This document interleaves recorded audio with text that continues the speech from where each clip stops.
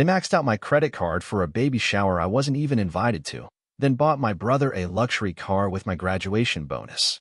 Appreciate the car. But rent's still due, Mom said. I said nothing.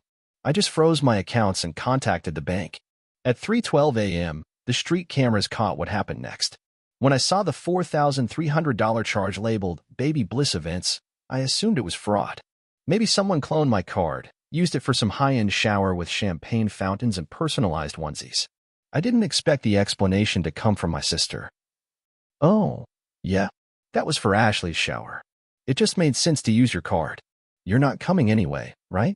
I wasn't invited. Not missed. Not considered. They'd planned it for weeks. Custom cookies, a venue by the lake, a catered brunch. Every part of it ran through my name, my card, without my knowledge. I didn't argue. I just said, okay, smiled, and walked out of the group chat. That was on a Tuesday. By Friday, I got another alert.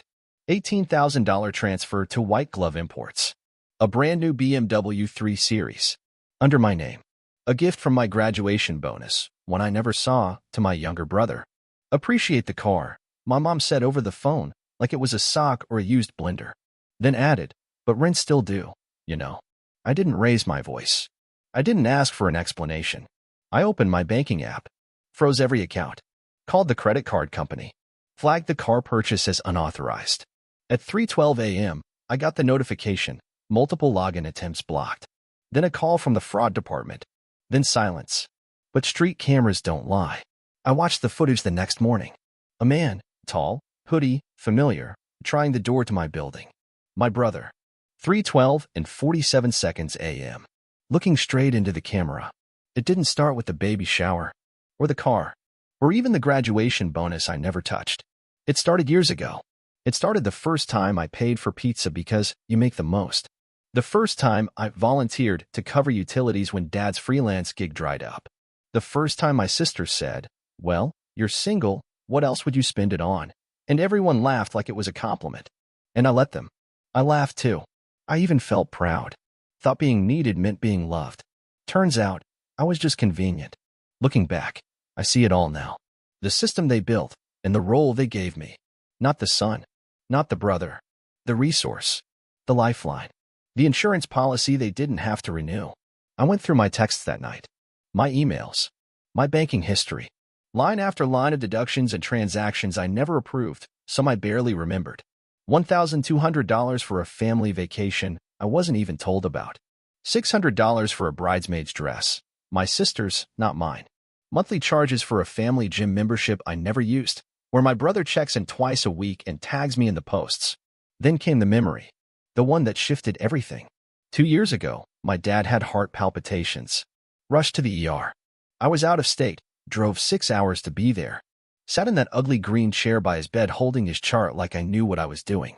My mom arrived last, stopped in the doorway and said, oh, you're here. Not, thank you. Not, we needed you. Just surprise, like she assumed I wouldn't come and wouldn't be missed. And then she turned to my sister and said, thank God you were calm. He always panics. They don't see me. They never have. What they see is what I give. Money. Coverage. Convenience.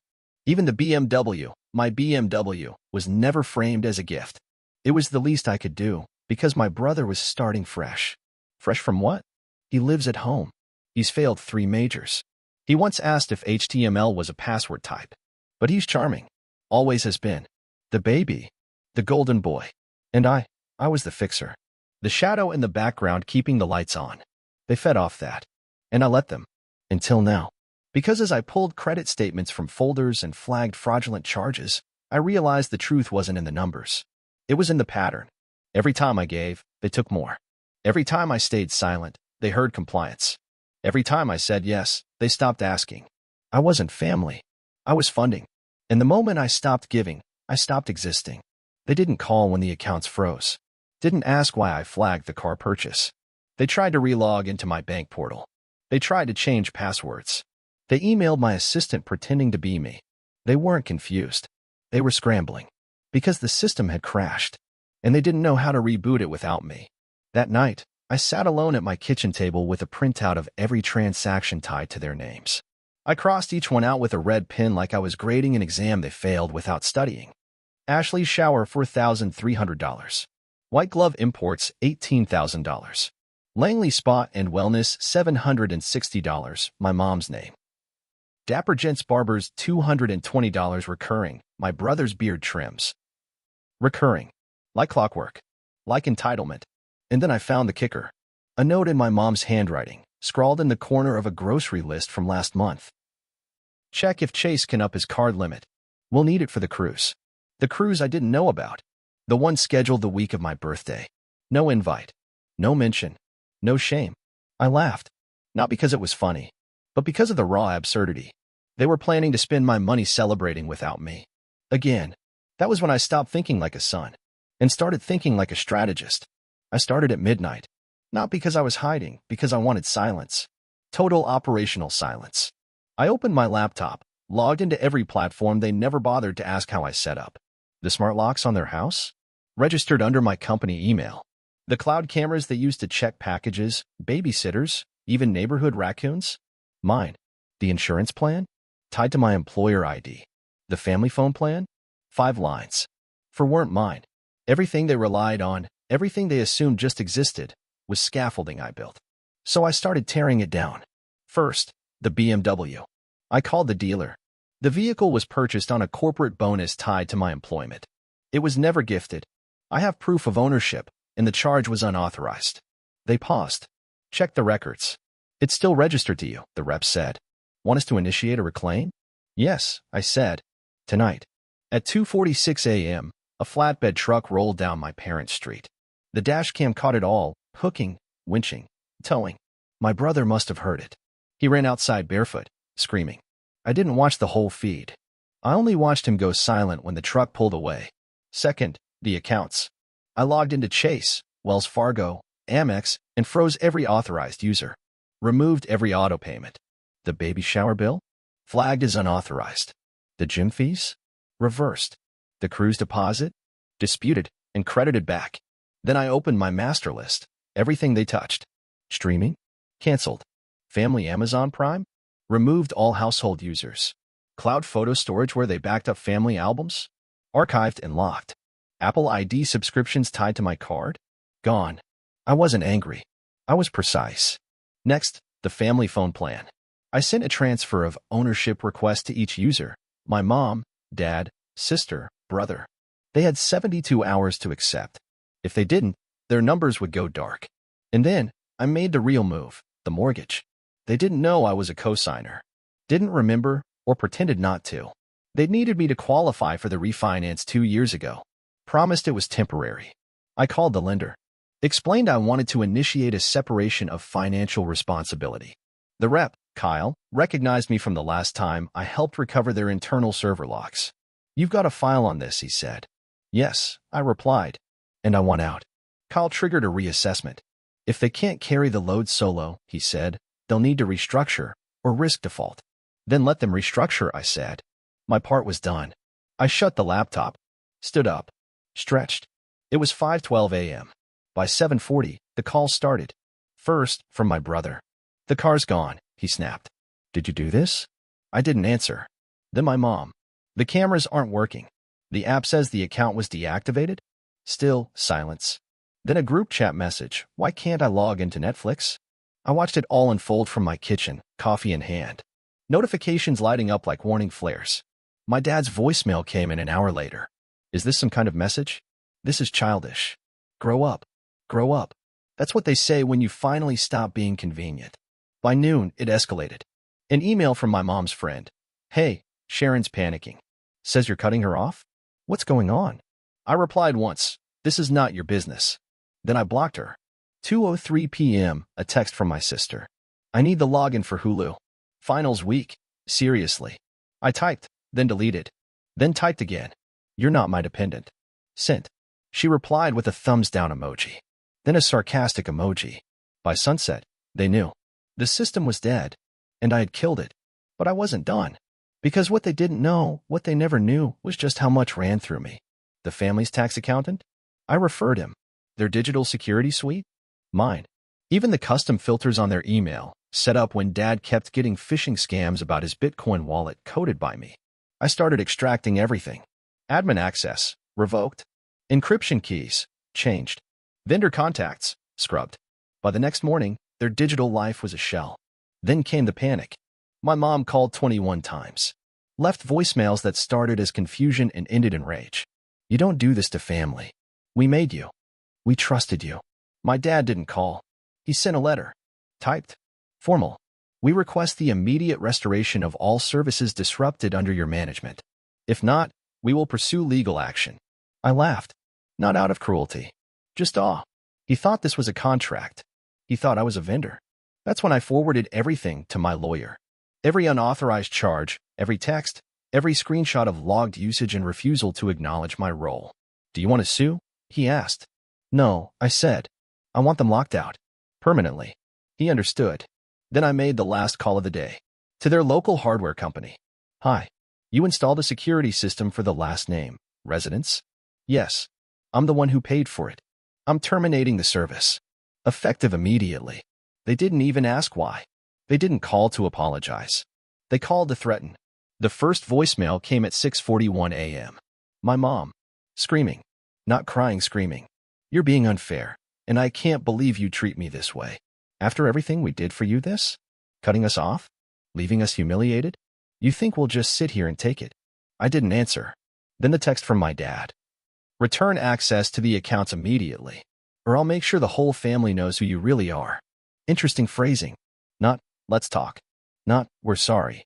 Just, obey, or else. At 8:14 a.m., my sister chimed in. I'm telling people you're having a breakdown. That you're spiraling again. Don't push me. That word, again. They always framed my boundaries as instability. Refusal to be used equals emotional crisis. Saying no equals mental fragility. I made no reply. That night, they switched tactics. My aunt posted a photo of the baby shower, the one I paid for but wasn't invited to. Caption. Family is everything, grateful for those who show up, not just those who pay. I almost laughed. They wanted to control the narrative. Rewrite it. Erase the receipts. But they forgot. I have the receipts. The next day, I started getting calls from numbers I didn't recognize. Friends of family. Extended cousins. Church acquaintances. Hey, your mom said you're not doing well. That you're unstable. Your dad said you were hacked. That you didn't mean to freeze everything. Your sister's worried. She said you might hurt yourself. Weaponized concern. Dressed as kindness. They weren't worried. They were laying groundwork for a smear campaign. Still, I said nothing. Silence. Cold. Strategic. Final. That's when they escalated. At 3:37 p.m., I got an email. Anonymous. No greeting. Just attachments, PDFs, screenshots, and a single line. Let's see how your employer reacts to this. They'd fabricated expense reports, mocked up fake emails, tried to frame me for misappropriation of funds at my own company. The kicker? They used an old template I wrote for them years ago to help manage their personal budget. They barely changed it. I spotted the formatting within seconds. I forwarded it all to legal. They traced the metadata back to my brother's IP. When I didn't respond, they tried again. Instagram, a story from my cousin's account. A blurry photo of me from Thanksgiving, wine glass in hand, eyes half closed. Caption. Some people need help, not a spotlight. Then my dad's turn. A Facebook post. We raised a son who forgot his roots. But family doesn't give up, even when they're betrayed. The comments poured in. Praying for you. He'll come around. Kids these days. They weren't talking to me. They were talking at me, performing grief while orchestrating chaos. Still, I stayed silent. And silence became unbearable for them. Because without a villain who yells, there's no story to twist. On the 5th day, my mom showed up, pounding on my door like it owed her money. I watched through the peephole. No makeup. Wild hair. Slippers. Holding her phone in one hand, waving a printed spreadsheet in the other. I didn't open. She screamed through the door. We needed you. We needed you, and you walked away. You think you're better than us? Then quieter. This is all Ashley's fault. She told me you were acting weird. She pushed us to use your card. She manipulated me. The pivot. From power to victimhood. From rage to blame. A full emotional circus, and I didn't even buy a ticket. Still, I didn't open. She eventually left. I checked the spreadsheet she slid under my door. It was a list of expenses with notes in red ink. Reimbursable. Family share. Agreed. Agreed. In question marks. After spending 22 grand of my money. After buying my brother a luxury car and leaving me off a guest list. At 9:14 that night, she sent one final message. You ruined this family. No period. No punctuation. Just raw venom. And I felt nothing. Not rage. Not sadness. Not triumph. Just stillness. Because for once, I wasn't being dragged into the noise. I wasn't reacting. I wasn't fixing. They weren't yelling at their son. They were yelling at their lost infrastructure. The one who held them up. And had finally walked away. They thought silence meant shame. That I wouldn't speak. Wouldn't fight. Wouldn't risk pulling down the curtain. They were wrong. I didn't write a message. I didn't send an email. I posted everything. First, the transactions. A carousel of screenshots. $4,300 for baby bliss events. $18,000 to white glove imports. Confirmed delivery to Jacob, my brother, May 17th. Text from my sister. You weren't coming anyway, LOL. Chill. My mom. You don't have a family of your own. You can afford it. I added one caption. They spent my graduation bonus on a BMW. I wasn't invited to the baby shower I paid for. They called it fair. Then I sat back and watched the explosion. 10 minutes, 800 likes. 20 minutes, 100 shares. By lunch, 13,000 people knew what my family had done. But I wasn't done. Next drop. PDF of the dealership invoice. My name is sole purchaser. Notarized letter of dispute. Email confirmation of retrieval order. BMW VIN ending in 7629. Repossession confirmed. Caption. They told neighbors it was a gift from a minter. The minter was me, and I took it back. Then came the video. A clean 30-second clip from my building security feed. Timestamp, 3:12 and 47 seconds a.m. My brother. Hoodie. Trying the door code. Staring straight into the lens. No mask. No hesitation. After the accounts were frozen. After the car was reclaimed. After the silence hit. It went nuclear. Thousands of comments. DMs from strangers. This is financial warfare. You're not the villain. You're the firewall. I hope your whole family sees this. Twice. But not everyone stayed quiet. At 2:41 p.m., my mom's friend posted. It's sad when family drama plays out online, especially when people twist things. So I twisted back. I posted the spreadsheet. Every single charge tagged family use. Every password reset they tried after the locks were changed. Even the call logs from their burner attempts to reach my assistant at work. I captioned it. Not drama. Documentation. By 4:03, my dad deactivated his Facebook. By 4:17, my sister set her Instagram to private. By 4:29, my aunt deleted a passive-aggressive post from 2 weeks earlier that said, some people are only generous for attention. Then the story reached a local blogger. Finance, family, betrayal, it had teeth. She asked for a quote. I gave her 2. 1. I didn't destroy the family. I removed myself from a system where I was expected to fund the fantasy and remain invisible. 2. I was never the problem. I was the silence that kept theirs hidden. The article dropped at 6:12 p.m. Title, The Son Who Said No, How One Man Froze a Family Built on Financial Control. They didn't take it well. At 7:03, I got a group voicemail. My mom, dad, and sister. They thought they hung up, but didn't. Mom, he thinks people care. It'll die in a day. Dad, he better shut it down. We still have friends watching. Sister, if he thinks this makes him powerful, just wait. Wait for what? More lies? More threats? Because then came the final straw. An anonymous email. No body. Just the subject. How does your employer feel about hackers? Attached. Forged emails accusing me of vendor manipulation using templates I wrote for them. They were trying to nuke my career. I didn't flinch. I sent the full email thread, including metadata, to my legal team. They traced the document origin to my brother's home Wi-Fi. Game over. But I wasn't done. Because I knew what they feared most. Not exposure. Validation. So I dropped the last post. A black screen. White text. They raised me to believe silence meant love. That sacrifice meant loyalty. That helping quietly made me good. But they don't get to decide what good looks like anymore. You don't get to rewrite the story after the receipts are out. No hashtags. No names. Just truth. And this time, they couldn't screenshot it out of context. Couldn't private message it away. Couldn't tell a neighbor. He's just sensitive. Because now, the narrative wasn't theirs. The balance had shifted. For the first time in my life, I wasn't their son. I was the source of proof, of exposure, of power. And they knew it. The next day, I got one message. From my aunt. The one who said I was just bitter. Just 3 words. You went public. I replied. You went too far.